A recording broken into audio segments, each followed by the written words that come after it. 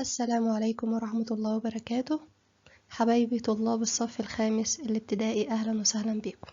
معاكم ميس سارة رؤوف، مدرسة دراسات اجتماعية. النهاردة إن شاء الله هنبدأ مع بعض منهج الترم الأول للدراسات الاجتماعية. هنبتدي النهاردة مع بعض مع الوحدة الأولى في المنهج بتاعنا، وهي بعنوان الملامح الطبيعية لبلدي مصر. الدرس الأول بيتكلم عن موقع بلدي مصر. طيب الأول إيه الموقع ده؟ قال لي الموقع ده بينقسم إلى قسمين، موقع جغرافي وموقع فلكي.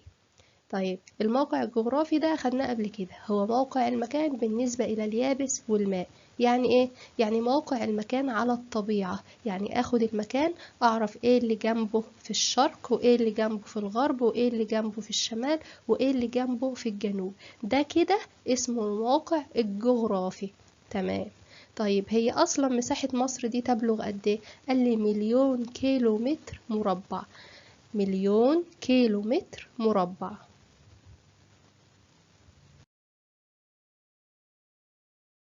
يلا بينا نكمل مع الموقع الجغرافي لمصر. ظهر عندي دلوقتي خريطتين، الخريطة اللي فوق دي خريطة لقارة افريقيا، خريطة لقارة افريقيا اللي هي اصلا مصر جزء منها. طب انا عايزة احدد موقع مصر على الخريطة، الاول لازم تكون عارف كويس الاتجاهات اللي هي شمال وجنوب وشرق وغرب. ازاي؟ برسم زائد على الخريطة في خيالي او باي قلم رصاص بسيط، فوق شمال، تحت جنوب، على اليمين الشرق وعلى اليسار الغرب. تمام، انا عرفت الاتجاهات، هقدر احدد كده مصر فين بالظبط. طيب مصر في الشمال ولا في الجنوب؟ يعني فوق ولا تحت؟ فوق، مصر فوق، يبقى مصر كده تقع في شمال قارة افريقيا. طيب هقسمها نصين بالطول، مصر في الشرق ولا في الغرب؟ في الشرق، يبقى مصر تقع شمال شرق قارة افريقيا. دي اول معلومة لازم نعرفها، مصر تقع شمال شرق قارة افريقيا. حلو أوي، جميل. بعد كده قال لي في حاجة اسمها قارات العالم القديم. دول 3 قارات، آسيا وإفريقيا وأوروبا. دول القارات اللي كانت موجودة الأول خالص. طيب مصر بقى تقع في منتصفهم، يعني مصر هي ايه؟ في الركن الشمالي الشرقي من قارة افريقيا، جنبها على طول قارة اسيا وفوقيها على طول قارة اوروبا، يبقى هي ملتقى قارات العالم القديم. يبقى مصر ملتقى قارات العالم القديم اللي هي اسيا وافريقيا واوروبا. طيب نبص بقى على خريطة مصر نفسها اللي تحت، هلاقي ان فوق في الشمال بتطل على ايه؟ مصر بتطل على البحر المتوسط، وفي الشرق بتطل على البحر الأحمر. تمام. بيجيلي بقى سؤال مهم جدا جدا جدا، بيقول لي ايه؟ بما تفسر أهمية الموقع الجغرافي لمصر. يعني ايه هي الأهمية اللي انا هستفيدها لما اعرف الموقع الجغرافي لمصر؟ هقول لك حاجة مهمة جدا. موقع مصر موقع متميز ولا مش متميز؟ موقع مصر موقع جغرافي متميز جدا. قلنا ليه؟ لان هي في ملتقى قارات العالم القديم، وتقع في شمال شرق قارة افريقيا. كل الحاجات المميزات دي ساعدتها ان هي تتواصل بسهولة مع دول العالم الخارجي. طب هتتواصل يعني هتعمل معاهم ايه؟ هتعمل معاهم تجارة، هتتاجر. قديما كانت تتاجر مع دول العالم، وحديثا برضو ما زالت التجارة موجودة. يبقى هي مستفيدة من موقعها ده في التجارة مع جميع دول العالم. وبرضه مستفيدة حضاريا، كانت تكتسب منهم الحضارات، وحضاراتنا برضه كانت بتتنقل للعالم الخارجي. يبقى ساعد الموقع الجغرافي المتميز لمصر على سهولة اتصالها بدول العالم تجاريا وحضاريا عبر التاريخ، وخاصة بقى امتى؟ بعد افتتاح قناة السويس. ايه قناة السويس دي؟ فتحنا قناة بتوصل ما بين البحر المتوسط والبحر الأحمر. طب دي هتفيد مصر بإيه؟ دي هتفيد مصر وهتفيد العالم كله. ليه بقى؟ لأن الأول كانت أي سفينة تجارية علشان تعدي من البحر الأحمر للمتوسط أو من البحر المتوسط للأحمر كانت لازم تلف حول قارة إفريقيا كاملة. لا، إحنا عملنا لها ممر بدل ما تلف تعدي منه. يبقى ده سهل التجارة على العالم، وطبيعي لما هيعدوا من خلال مصر، مصر هتستفيد ماديا. يبقى تاني، بما تفسر أهمية الموقع الجغرافي لمصر، هقوله ساعد الموقع الجغرافي المتميز لمصر على سهولة اتصالها بدول العالم تجاريا وحضاريا عبر التاريخ، وخاصة بعد افتتاح قناة السويس للملاحة. بعد كده هناخد الموقع الفلكي لمصر، بس الأول عايز أعرف يعني ايه أصلا موقع فلكي. الموقع الفلكي هو موقع المكان بالنسبة لخطوط الطول ودوائر العرض. ثواني، هي ايه أصلا خطوط الطول ودوائر العرض دي؟ هقولك ان خطوط الطول دي ودوائر العرض هي خطوط وهمية، يعني هي اصلا مش موجودة في الواقع، مش موجودة في الحقيقة، هي خطوط وهمية رسمها مين؟ رسمها العلماء على خرائط ومجسمات الكرة الارضية. طب ليه هم رسموها؟ علشان يحددوا الموقع بدقة اكتر. يبقى بما تفسر رسم العلماء خطوط وهمية، أو رسم العلماء خطوط الطول ودوائر العرض على الخرائط والمجسمات للكرة الأرضية. هقوله لتحديد الموقع بدقة على سطح الأرض.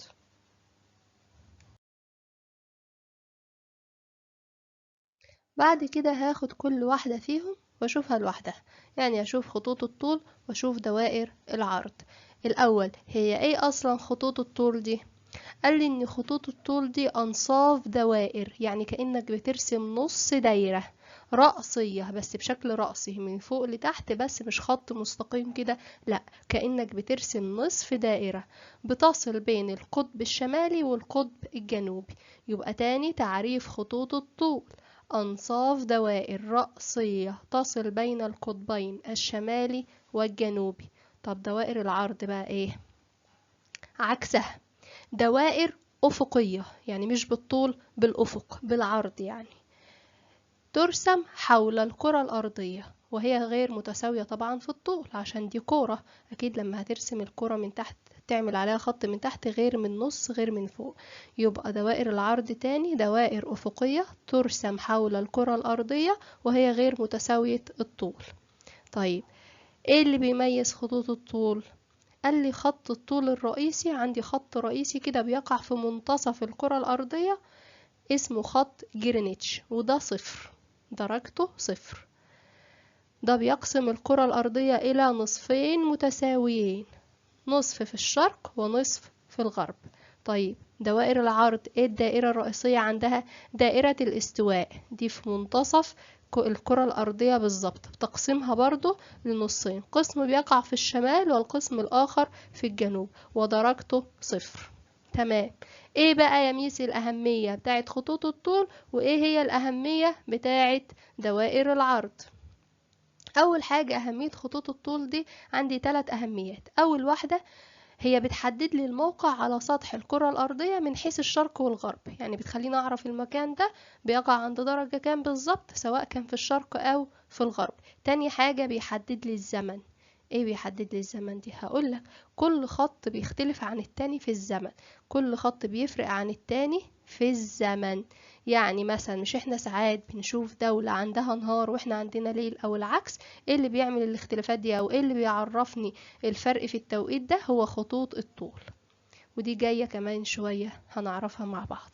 وبيعرفني طبعا معرفة الفروق التوقيت بين الأماكن على سطح الأرض، يعني بيخليني أنا أقدر أحدد الوقت. لو أنا عرفت مكان أو موقع دولة معينة بالنسبة لخطوط الطول، هقدر أحدد الزمن عندها كام من خلال الزمن عندي أنا دلوقتي في مصر كام. تمام؟ طيب، ايه الأهمية بقى لدوائر العرض؟ قال لي بتحدد لي المكان، أو بتحدد لي موقع المكان سواء شمالا أو جنوبا. تاني حاجة، بتخليني أعرف أحوال المناخ من حيث الحرارة والرياح والأمطار. تمام، لأن كلما اقتربنا من درجة الاستواء أو من دائرة الاستواء بتكون درجة الحرارة مرتفعة، وكلما ابتعدنا بتكون درجة الحرارة منخفضة. ايه الدليل على كده؟ الدليل ان انا عندي القطب الشمالي والقطب الجنوبي دول فيهم برودة عالية جدا. ليه؟ لانهم بيبعدوا كثيرا عن خط الاستواء او دائرة الاستواء. تمام. عندي نركز على 3 حاجات تاني. أول حاجة قلنا دائرة الاستواء، دي أكبر دائرة عرض من حيث الطول، لأن هي بتقع في منتصف الكرة الأرضية، درجتها كام؟ درجتها صفر. بعد كده عندي مدار الاستواء، وده بيقع عند درجة 23.5 شمالا. وبعد كده مدار الجدي أو الجدي، ده دائرة عرض بتقع عند 23.5 جنوبا. اللي أنا عايزاك تركز عليه كويس إن كلما ابتعدنا عن دائرة الاستواء تنخفض درجة الحرارة، وكلما اقتربنا منه تزداد درجة الحرارة.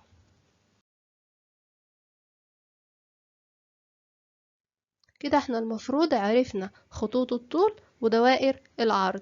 المفروض دلوقتي انا لما اجيب لك خريطة لمصر انت تقدر تحدد لي الموقع الفلكي لمصر من خلال دوائر العرض وخطوط الطول. يعني لو بصينا على الخريطة اللي قدامنا دي هلاحظ ان مصر بتقع بين دائرتي عرض 22 ودائرة 31.36 شمالا، وبين خطي طول 25 لحد خط 37 شرقا.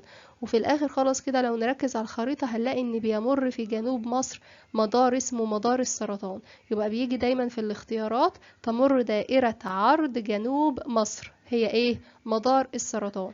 تمام. يبقى الموقع الفلكي لمصر من خلال الخريطة هلاحظ ان مصر تقع بين دائرتي عرض 22 و31.36 شمالا، وبين خطي طول 25 و37 شرقا، ويمر مدار السرطان جنوب مصر. طب ايه النتائج اللي ترتبط على موقع مصر الفلكي؟ أدى إلى وقوع معظم الأراضي المصرية ضمن مناخ اسمه المناخ الصحراوي الحار زي محافظة الوادي الجديد، ووقوع الأراضي الشمالية من مصر ضمن إقليم اسمه إقليم البحر المتوسط، وده إقليم معتدل زي محافظة الإسكندرية. تمام. كده احنا يعتبر خلصنا خلاص الدرس، بس في معلومة مهمة جدا لازم تاخد بالك، وانا صممت اخليها في الاخر عشان تركز فيها كويس او عشان ما تنساهاش، لان بيجي عليها اسئلة كتير بس باشكال مختلفة. الارض بتدور حول نفسها امام الشمس مرة كل 24 ساعة، يعني الارض بتلف حوالين نفسها كل يوم قدام الشمس مرة واحدة. طيب ده يعني عمل ايه؟ ده ادى الى شروق الشمس في الاماكن الواقعة شرق خط جرينتش قبل الاماكن الواقعة غربه. تمام.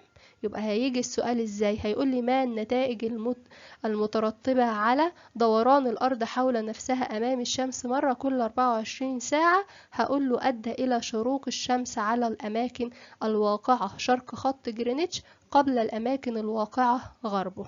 تمام. في معلومة تانية مهمة، فرق الطول أو فرق التوقيت بين كل خط طول والآخر 4 دقايق.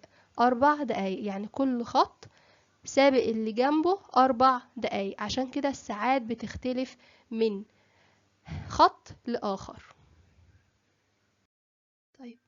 طب ايه اللي انت هتستفيده لما تعرف ان فرق التوقيت بين كل خط طول والآخر 4 دقايق؟ هيجيلك مثلا زي مثلا هيقول لي ان لندن بتقع على خط جرينتش اللي هو درجته كام؟ درجته 0. الساعة عندهم كانت 10 الصبح، فدلوقتي الساعة عندنا في اسكندرية اللي هي بتقع على خط طول 30 درجة شرقا. عايزني احسب له الساعة دلوقتي في اسكندرية، اعرفها ازاي؟ اول حاجة هحسب الفرق في خطوط الطول، يعني الفرق بيننا وبينهم كام خط طول. فهجيب خط الطول البتاعي اللي انا في اسكندرية دلوقتي كام؟ 30، ونقص منه خط طول الدولة التانية اللي هي لندن كانت عند خط طول كام؟ 0. يبقى 30 ناقص 0 هي 30. حلو قوي. طب انا قلت ان الخط الواحد باربع دقايق، يبقى هضرب 30 في 4 هيطلع لي 120 دقيقة. يبقى انا عندي فرق توقيت بين الاسكندرية ولندن 120 دقيقة. لو عايز احسبهم بالساعات طبعا الساعة فيها 60 دقيقة، يبقى هقسم 120 دقيقة على 60 هيطلع لي ساعتين. اذا الفرق في التوقيت بين الاسكندرية ولندن ساعتين، يعني لو لندن عندهم الساعة دلوقتي 10 يبقى اسكندرية عندها الساعة دلوقتي 12. تمام. المسائل بتيجي بالطريقة دي. يبقى أول حاجة أنا بحسب الفرق في خطوط الطول، بشوف الدولة الأخيرة اللي أنا عايز أحسب لها على خط كام، والدولة اللي هو ذاكرها لي الأول على خط كام، ونقصهم من بعض واضرب اللي طلع لي ده في 4 بيطلع لي عدد الدقايق، أقسمهم على 60 عشان يطلع لي بالساعات. تمام. كده الدرس بتاعنا خلص. أتمنى تكونوا فهمتوا كويس، وأتمنى يكون الشرح بسيط وقدر يوصل لكم بطريقة كويسة.